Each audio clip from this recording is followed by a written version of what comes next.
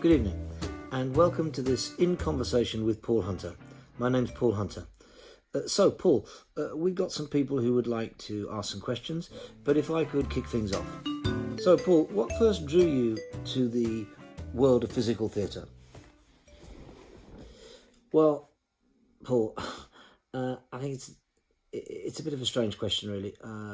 Physical theatre, I mean, what does it mean? Surely all theatre is physical. I mean, as a term, I think it's probably something that was created in the 1980s by the Arts Council, or GLAR as they were then, to try and give a label to this work that was coming over from Europe, I suppose. But it draws on so many rich traditions going right back to commedia and through variety and music hall, but we certainly don't think of ourselves as a physical theatre company. In fact, you'd never see us talk about our work as physical theatre anywhere, really.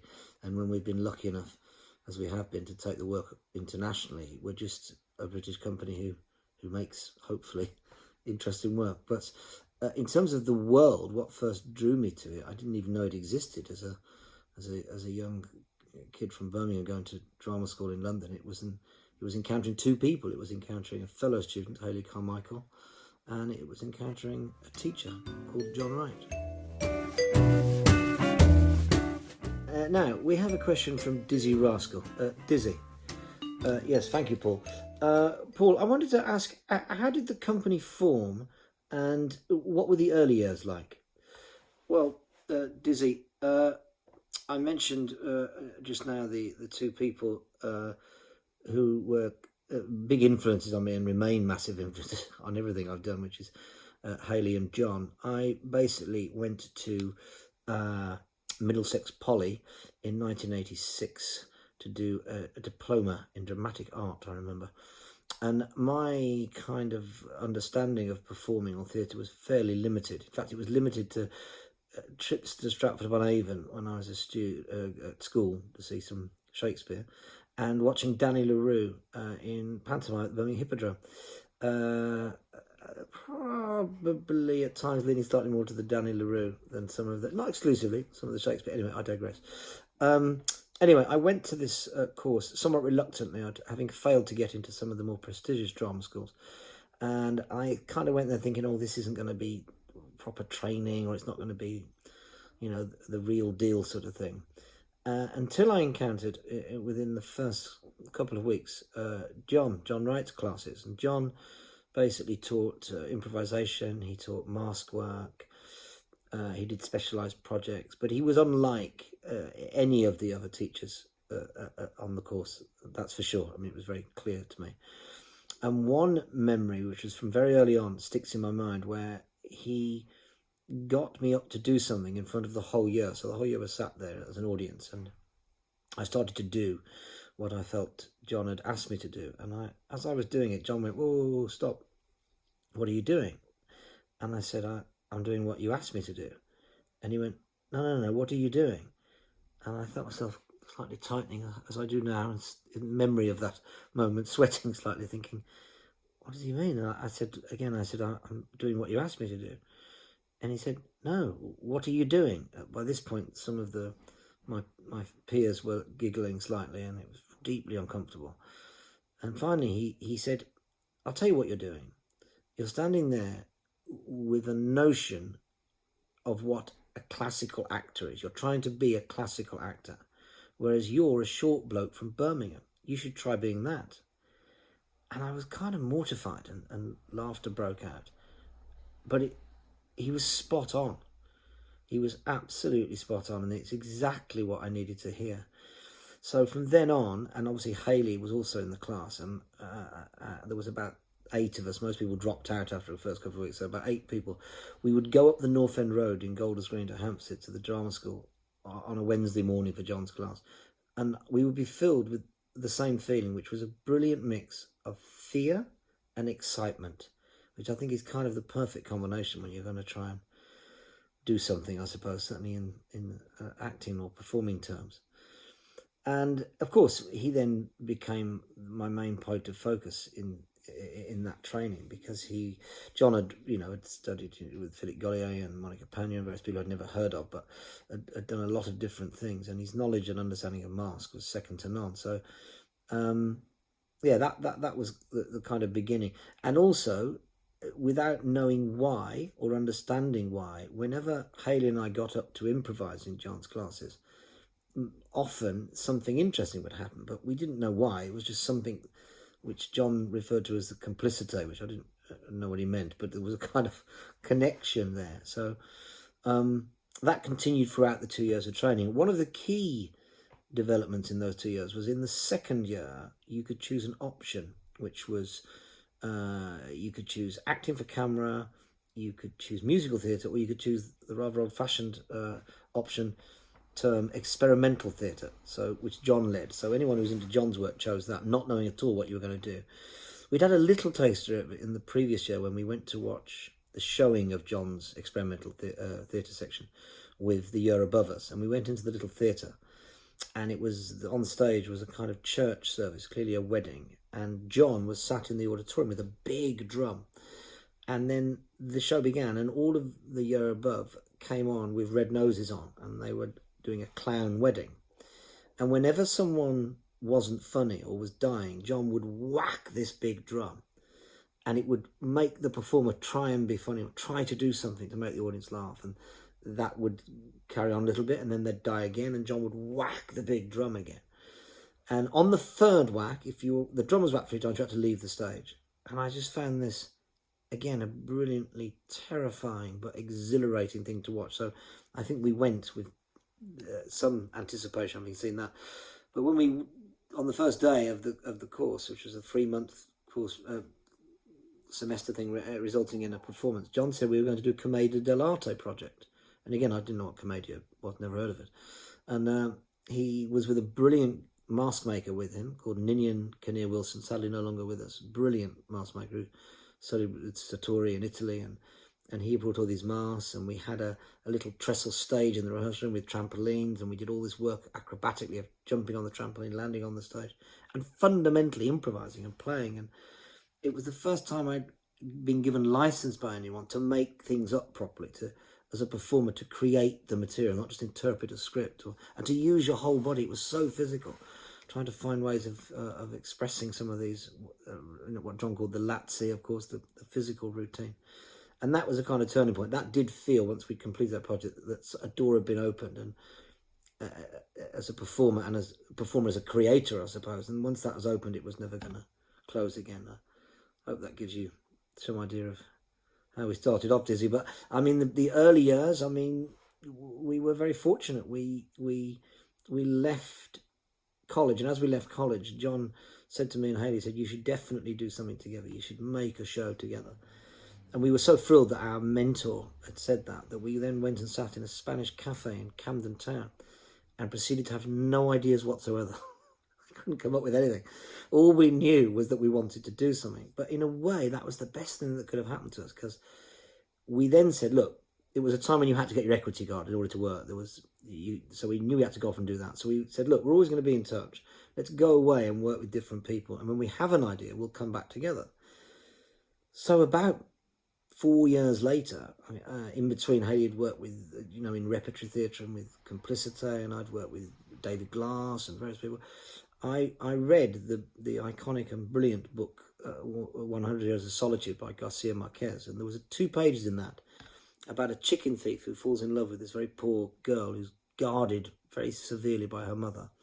And I read that, and I rang Hayley and said, look, I think I've found the beginnings of an idea that could become a show. Luckily, Hayley agreed. And we then thought, who do we want to direct it? And we went to John, not having seen him for a while. And brilliantly, John said, yes, I'll be up for directing it. And he did. And we were joined by Sarah Brignall, performer. And we got some money, I think, from Middlesex Poly. And we put some of our own money in and scrabbled something together. And we got up to Edinburgh in 1993 with our show, which was called On the Verge of Exploding. And I remember to this day standing in the Pleasance courtyard about to make my first entrance. And I vividly remember thinking to myself, whatever happens, if this is terrible, if no one comes, at least we can say we did it. No one has made this show before. It didn't exist. We haven't done a version of Hamlet or taken a book, play off a shelf. We've done this. And there was nothing like that, that feeling of making your own work. And luckily and fortunately, things went in our favour and we had a brilliant Edinburgh and it launched us. Although again, we still didn't think about making a company. We just did the show, and then it was only post that when people coming up to us saying, can we have the show? And then we were approached by a producer, and then that started to happen. But initially, it was just getting a show on that was ours. Thank you, Dizzy.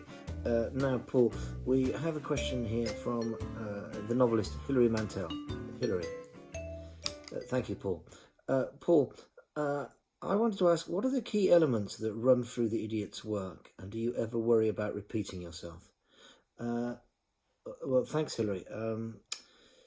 The key elements, I suppose there are certain things that have remained constant for us over the last 27 years. One, I suppose, would be a continued lack of interest in trying to recreate reality on stage. We are firmly of the belief that film and TV will always do that infinitely better than theatre can. And if there is any interest in reality, it's more as a style in itself, I suppose. Even that becomes a style rather than attempting to be real, so to speak. And I suppose that connects with the idea of always wanting to celebrate the artifice of performance, the artifice of theatre, which is what makes it unique in many ways, that idea of pretense, and we know people are pretending, and it doesn't stop us investing in something or caring about people or laughing or crying. I think, in fact, it makes it more intense. So I think we've always held with that belief, I suppose. We've always been fascinated by trying to inhabit the space between laughter and pain. And I suppose by that we mean we don't necessarily set out to do funny plays or make funny stories, but there's always an element of comedy in what we do, and we're always fascinated by mixing those things together, making people laugh and then immediately making them feel uncomfortable, making them laugh, making them question something. And I think that's something that for us is where the humanity sits, is in those moments. And I think we've always tried in our work to push that right the way through to the end of the show. So there's never a point when the comedy stops. It's always mixing with other stuff right the way through to its end, I suppose. Another key element, I suppose, would be the relationship with an audience. I think we've always believed that the only reason something happens on stage between performers is to have an effect on the audience. That feels really crucial to me, and yeah, that seems obvious in a sense. I remember reading a journalist somewhere years ago saying that he struggled with going to the theatre because he often felt ignored as the audience, and he made the analogy which I really like, which is that you wouldn't have a party at your house, invite a load of people around, and then ignore them. Whereas that happens in theatre all the time, and we ask people to pay for the privilege of being ignored. So we're always looking at what is that relationship with an audience, and it's always shifting, it's always changing, and that's dependent on what the show is, what the style is, but it's always there in some way for us. And then I suppose something that's remained constant is more for us as a way of celebration in a way. I think if we celebrate anything in our work, we celebrate the role of the performer.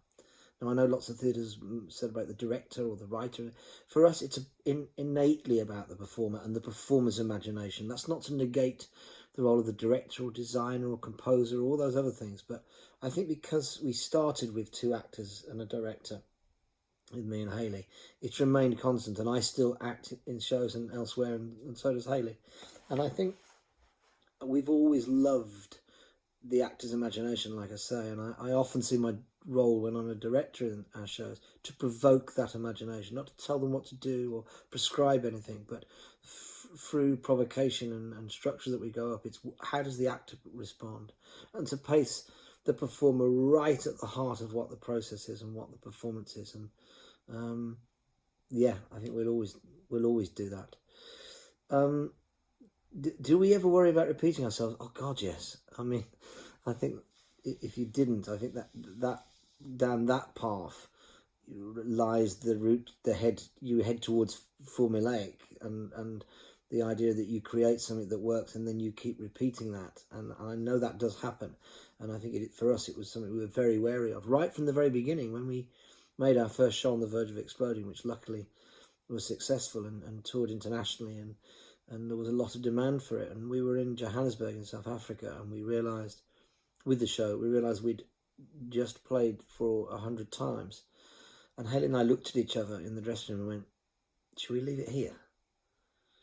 And we both kind of went, yeah, let's move on now. And much to John's annoyance, I think, and I can understand that as the director, he said, this is mad, we've just been invited to Cairo and Beirut and where are all these other places, and we went, no, we want to do something new. And I think that set the kind of template in a way for the way we looked at work. It was never about just continuing to do something, however successful it was always about moving to something else or moving forward. And then when we did go to our next show, we consciously looked for material and ideas that was a long way from the Marquez and 100 Years of Solitude. So we ended up watching a film, the three of us, at Riverside Studios in London, which was a brilliant film by Yugoslavian director Amir Kusturica, and it was called Time of the Gypsies, and we absolutely fell in love with it. Extraordinary story of this Romani community and this young boy who travels through life and on to Milan and becomes into a life of crime. It's extraordinary and very poetic and very bleak. It didn't have a lot of humour in it, I remember, which again is a kind of thing that often people, when we explain the starting point for our shows, they often say to us, and that's going to be funny. But we're not drawn to funny stories. We find that humour in sometimes quite dark places. But anyway, we then ended up making something. Yes, of course it had comedy, and yes, there were things there that because we were in it, Hayley and I, but it was very deliberately attempt to move away from what we'd done before, and we continue to do that. I think we try to monitor ourselves quite carefully when we make our work, that we don't think, oh, we've been here, we've been down there. Now, it's very hard. Sometimes you will end up doing that, but I think it's good having that thing on your shoulder going, no, we've done this, we've been in this place, and you're trying to find a place that feels unfamiliar. And I think that's, and more I think, drawn to projects or things where I think, I don't know how to do that. Not, I know exactly how to do this. And I'm more thinking, that's brilliant, but how the hell do we make that happen? And I think that's been a constant drive. Thank you, Hilary. Now, Paul, we have a question from the former footballer and now pundit, Dion Dublin. Dion? Yes, thanks, Paul. Paul, I'd like to ask, what are your influences? Who has influenced Told by an Idiot? Thanks, Dion, sorry. First of all, I've got to say, it's such a pleasure having you with me. I mean, obviously, I'm a huge fan of yours. You were one of the great modern Aston Villa players. Well, that's nice of you to say, Paul. Is that your team? Yes, I'm a Villa fan from boyhood, and so is my daughter now. Where do you think we're, for my sins, where do you think we're going to finish this season? Oh, I don't know. You never know which Villa team's going to turn up at the moment, do you? I hope mid-table. I really hope you're right, Dion. I can't deal with another relegation battle. Anyway, that's enough Aston Villa. Back to your question. Influences. Yes, I suppose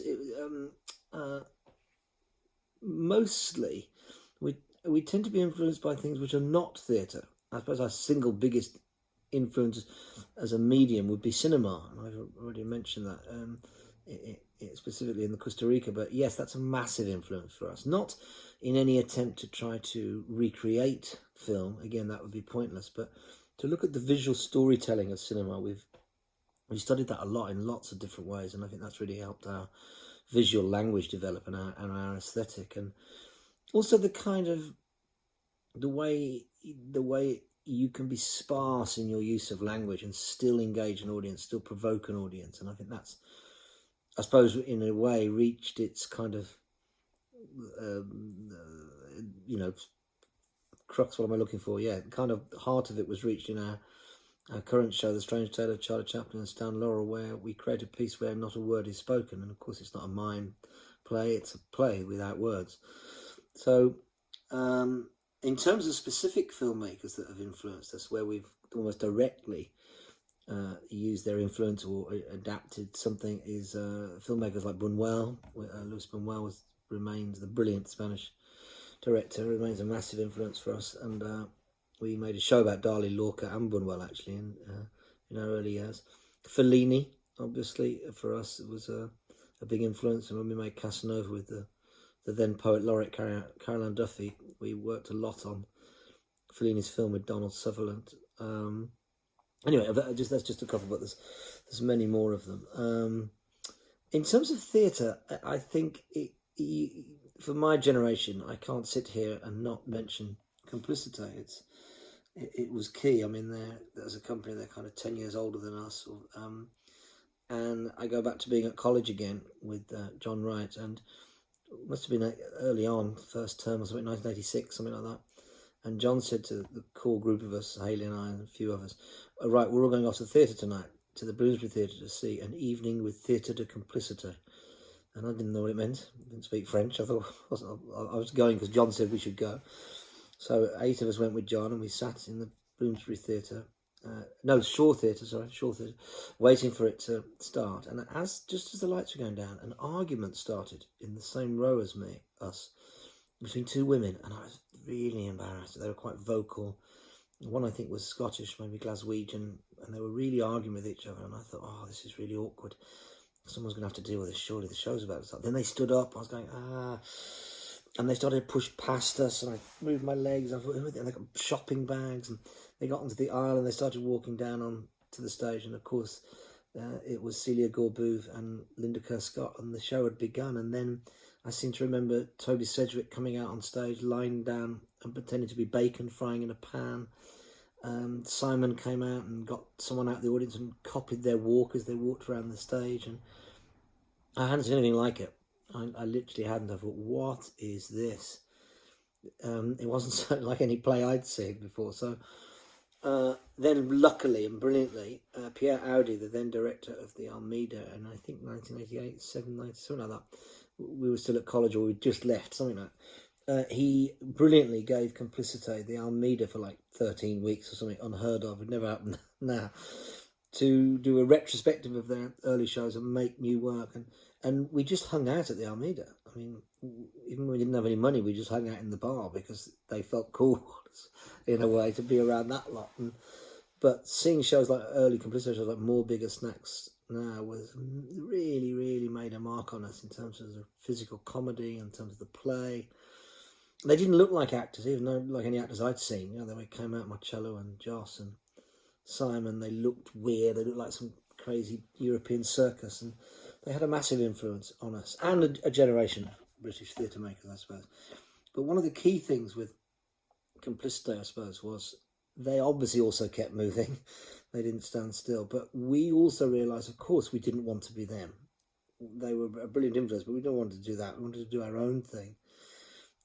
So it was quite useful, in a sense, to be inspired by them, but then to think, what is it that we're trying to do? And I think that fusion of kind of the physicality that we developed alongside trying to tell really potent stories that sometimes were full of ambiguity, and but that was that combination, I think, that came about. But yeah, they were a big influence.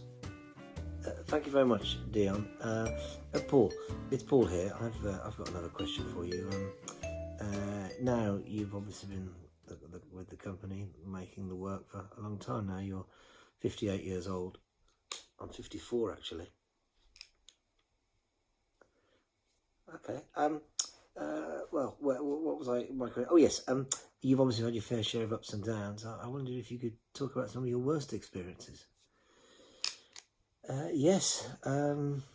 Review-wise, I'm sure there's loads, but one that kind of sticks in my mind from the early days was a Verge show, You Haven't Embraced Me Yet, and the Evening Standard described Hayley and me. They said Hayley, Carmichael and Paul Hunter behaved like spoilt children, and I remember thinking, it wasn't even act, behave. I was quite intrigued. But on the subject of kind of bad reviews and stuff, we spent a week a few years ago with Improbable Theatre, Hayley McDermott and Lee Simpson in a room, Hayley and I, talking about the idea of doing something together as companies.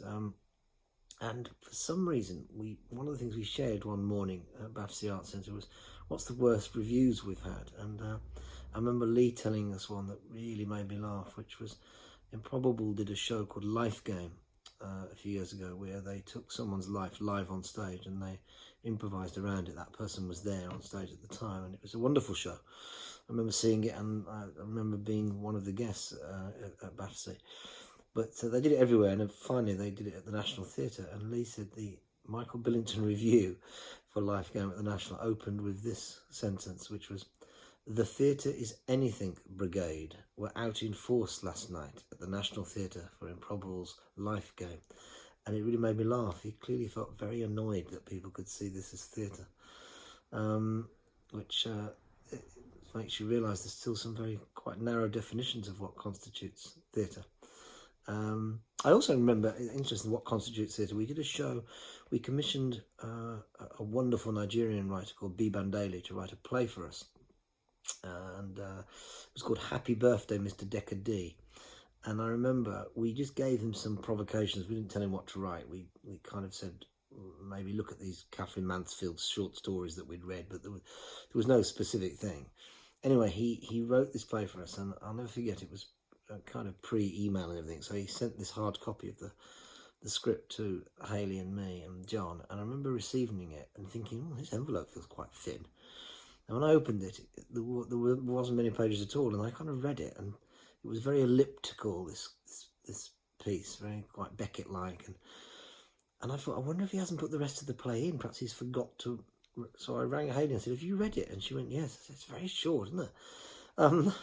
Anyway, it was the play, and it was rather wonderful. I thought it was a really beautiful chamber piece. As I said, rather Beckett-like. Anyway, we did it in the Edinburgh Festival, and we toured it, and we're lucky enough to go to the Berlin Festival with it, which was great, and they loved it there. However, I remember playing in Newcastle, and I received a letter at the stage door after we'd opened in Newcastle, and this man said something like, "Dear Mr. Hunter, my wife and I are firm fans of your company and the work of yourself and Hayley Carmichael. So it was with some disappointment that I write this letter following seeing your recent production of Happy Birthday, Mr. Decker D. The show ran at 37 minutes. This does not constitute an evening's entertainment." And I thought that's a very interesting notion of what constitutes an evening's entertainment. Clearly he was quite annoyed by it. So I decided to write back saying, this is an interesting idea. I don't often think, certainly in theatrical terms, it's about time if I think about what's an evening entertainment. And we had a correspondence around this issue, which I wish I'd kept the letters of. It was quite intriguing. And then I spent over experience. I remember we travelled all the way up to the Highlands of Scotland with our first show on the Verge of Exploding, extraordinary tour around these tiny remote places. And we went all the way, I think it was Skerra, right on the west coast where there was nothing there apart from this tiny village with about 3 houses. Anyway, we did the show in this village hall, no lights, just put the switch on, and the reaction was wonderful. You know, it was an amazing thing to do. But as we were putting the set away or taking stuff down, the audience were just walking out. I think we were at the door. People stopping to say, "Oh, I enjoyed it." And then an older woman came past us and said, "Thanks, but no thanks." You know, so there's that. There's also, I suppose, the contrast sometimes. I remember we took our first show, the first time we went abroad to a festival in Romania, and we sold out at the Balandra Theatre. We had audience sitting on the stage and on the stairs, and it was extraordinary. But we then came straight back from there and went to Grantham and played to about 12 people who looked completely confused by what we were doing. So there's always those contrasts, I suppose. But you take the rough with the smooth. That's how it is. Some people go for it, some people don't. But you try and stay true to yourselves, I suppose. That's the main thing. Thank you, Paul. We've now got a question from celebrity chef Nigella Lawson. Nigella, thank you, Paul. Paul, I wanted to ask, spontaneity is clearly very important to you. can you tell us how this features in the work of Tolman Elliott and what it means to the company? Thank you, Nigella.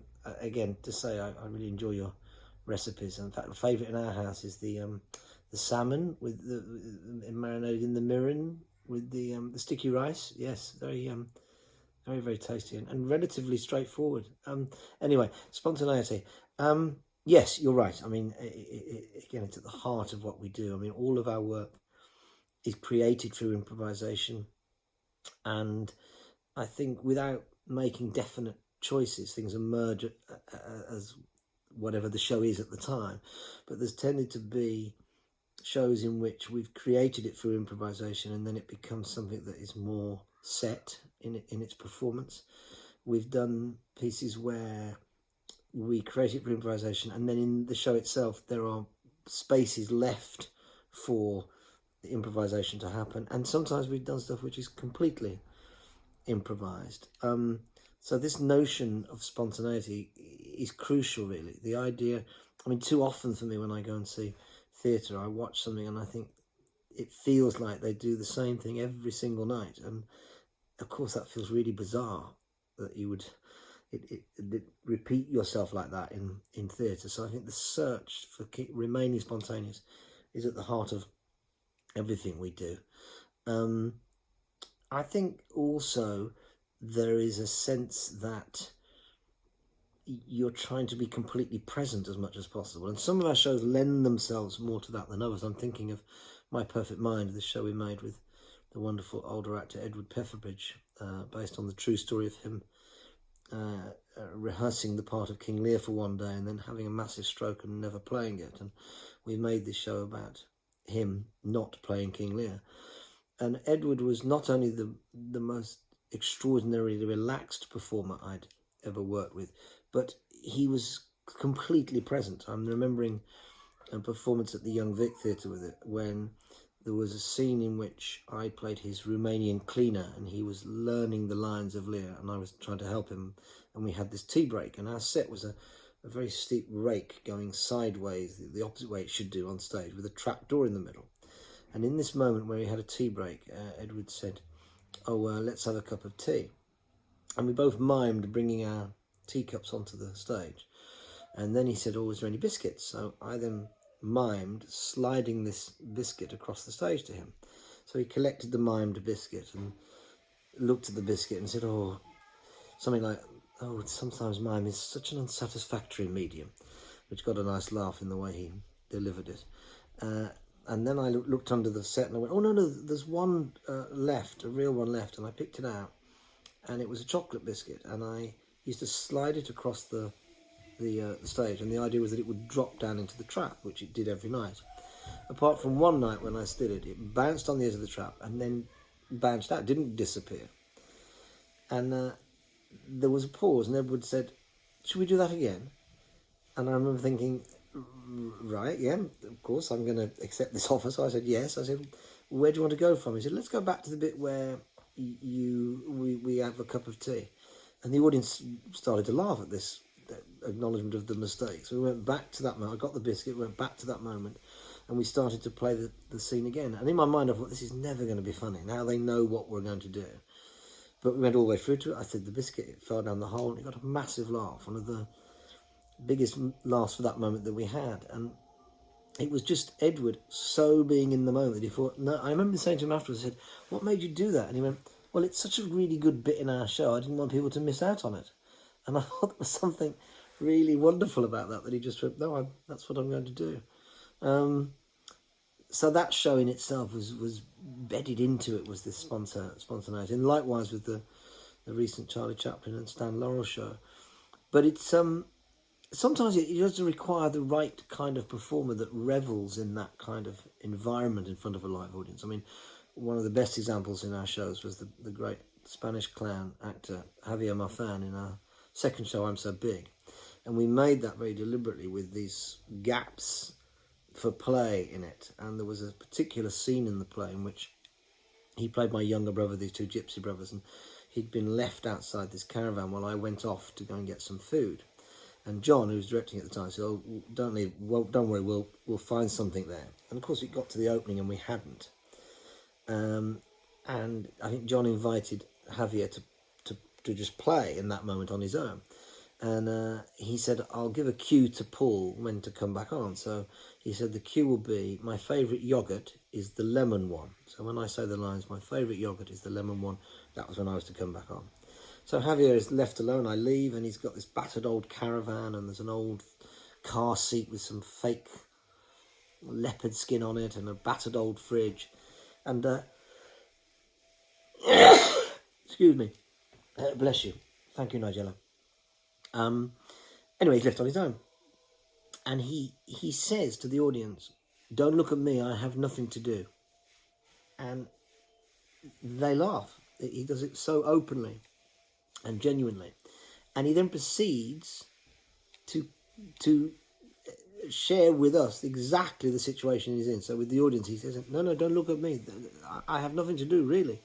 And then he'd try and talk a little bit about the fake fur seat, and again the people would laugh, and again he'd go, no, I have nothing to do. This went on for quite some time, and the audience absolutely loved it. The fact that he could sustain this honesty through his kind of openness and his kind of acknowledgement of himself and where he was. Anyway, this went on. I'm standing behind the set, and eventually he says, my favourite yoghurt is the raspberry one. And I think, that's not my cue. He said, should go on when I hear my favourite yoghurt is the lemon one. So I wait, and he says, my favourite yoghurt is the pineapple one. And he's clearly completely forgotten what the cue is. And the audience are laughing even more now, so I don't want to break that. I don't want to go on, but I'm waiting, thinking, is he going to say the actual... He must have said 4 or 5 different yogurts. And eventually, in desperation, he said, my favourite yoghurt is the lemon one. So at that point, I come bounding on back into the scene, and Javier says, oh, thank God you're here. We were so bored.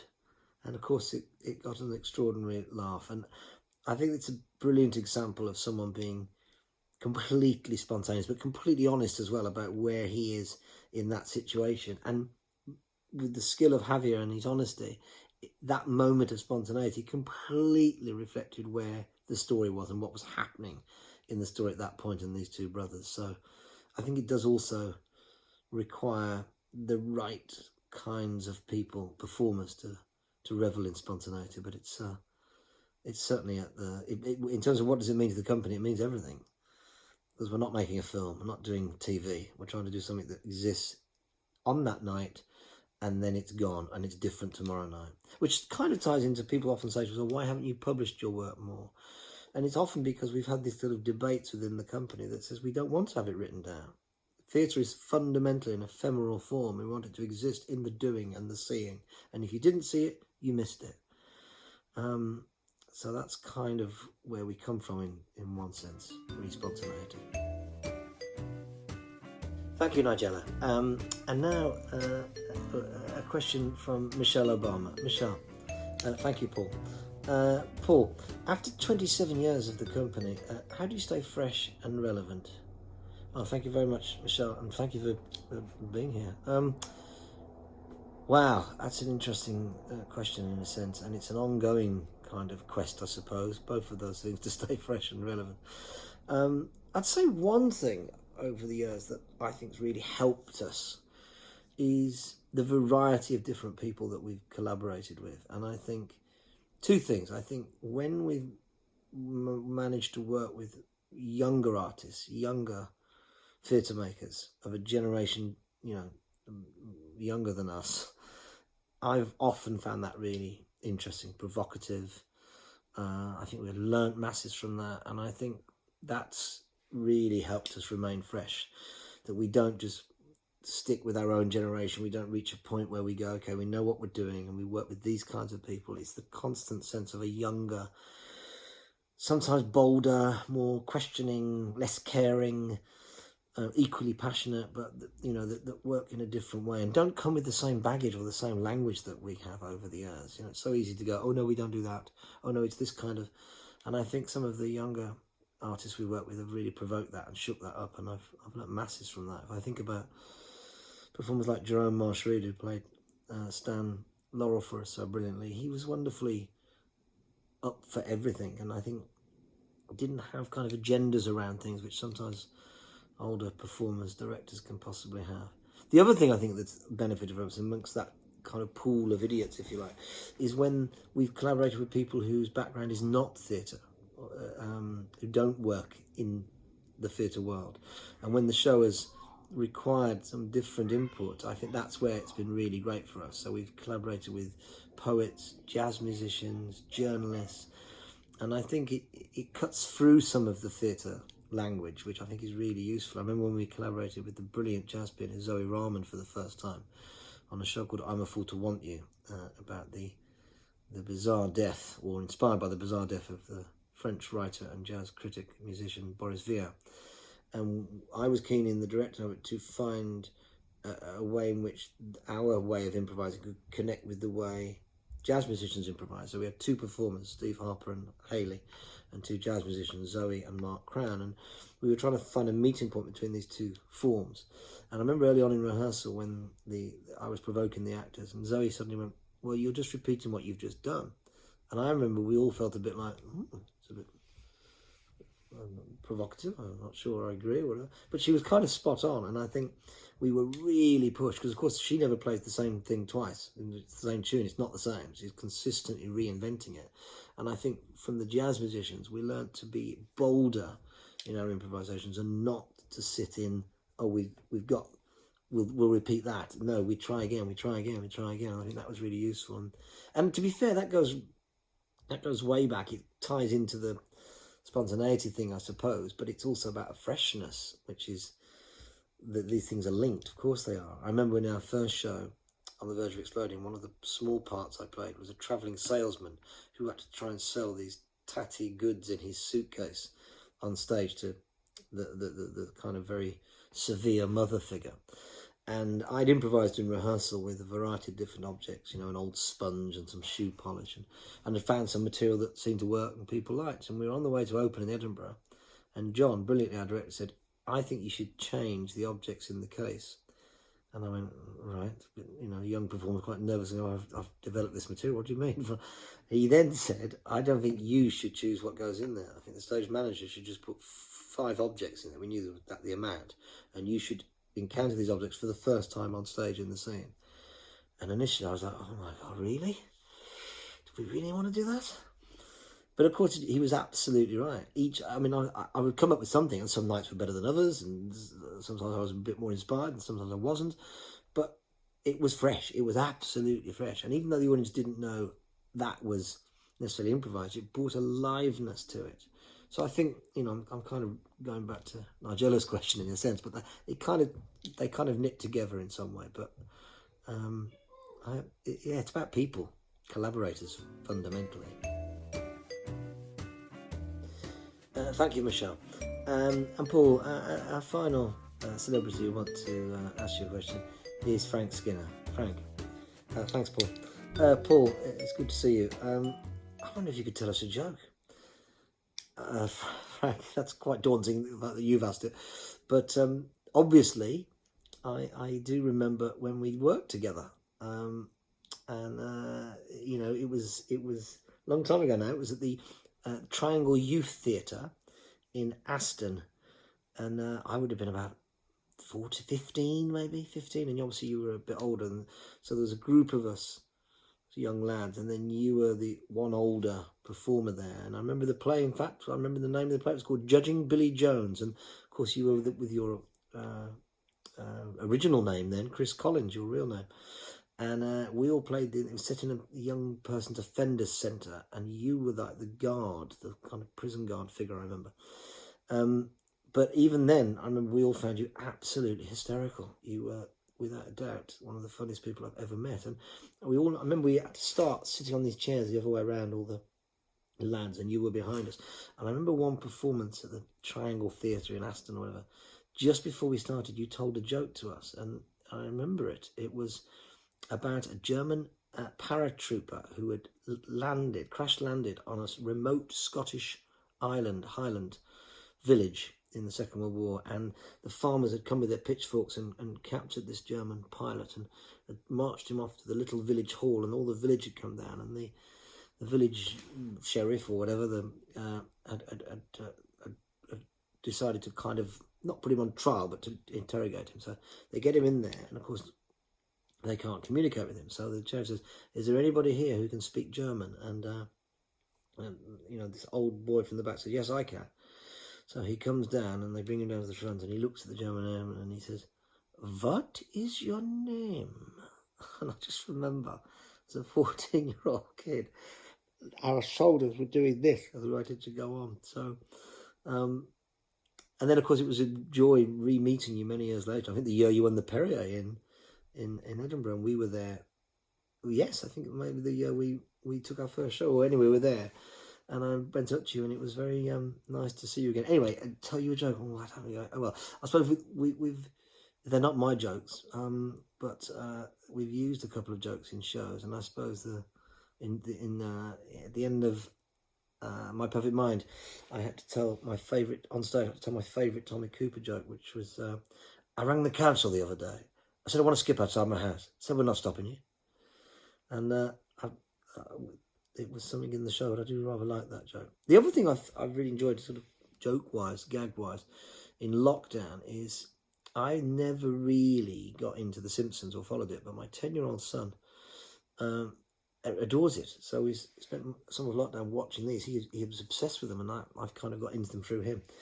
And then my dear friend Carl Groves, the writer and collaborator, I was telling him about it, and he shared his favourite moment or favourite gag in The Simpsons. He said it's where there's a man who's trying to kind of maybe trick Homer, and in doing so, he says, he decides to take him out to dinner. So he says to Homer, "Come on, Homer, I'll take you out to dinner. You like Thai?" And Homer says, "Yeah, you like shirt?" And it's just such a brilliant gag, and so completely defined by the character of Homer. So I don't know, we try to make the situations and the comedy in our work mesh together, but Frank, obviously, in terms of gags, you're one of the best, I think. Anyway, there you go.